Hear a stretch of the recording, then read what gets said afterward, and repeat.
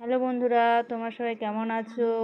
আজকে আমি চলে আসলাম একটা রেসিপি নিয়ে, কেক রেসিপি, ডিম ছাড়া।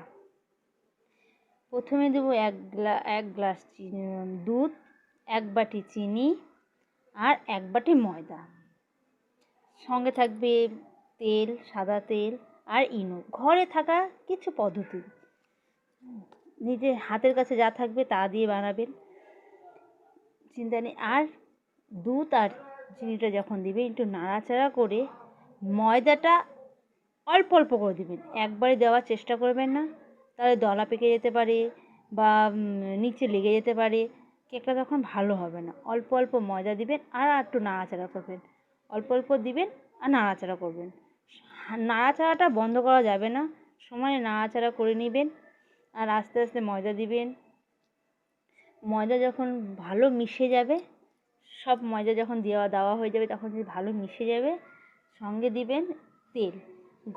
ঘরে যদি সরষা তেল থাকে সরষা তেল দিবেন, সাদা তেল না থাকলে কোনো ব্যাপার না, কোনো ভয় নেই, সরষা তেল দিয়েও হবে। হ্যাঁ, সরষা তেল দিয়ে করবেন। আমি তো সরষা তেল দিয়েই করেছি, ভালোই হয়েছে। সরষা তেল দিয়ে করবেন আর তেলটা ভালো নাড়াচাড়া করে নেবেন।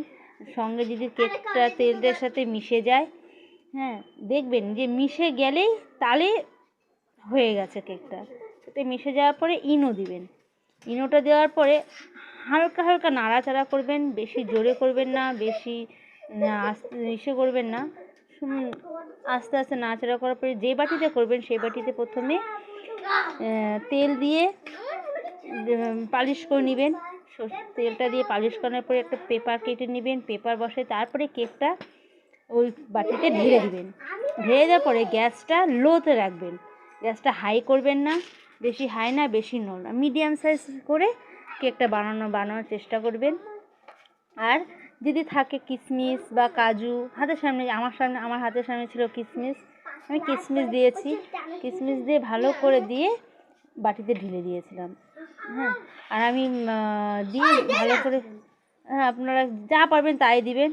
আমার হাতের সামনে যা ছিল তাই দিয়েছি। আর আমি পুরো কেকটা দেখাতে পারলাম না, আমার ফোনে চার্জ ছিল না।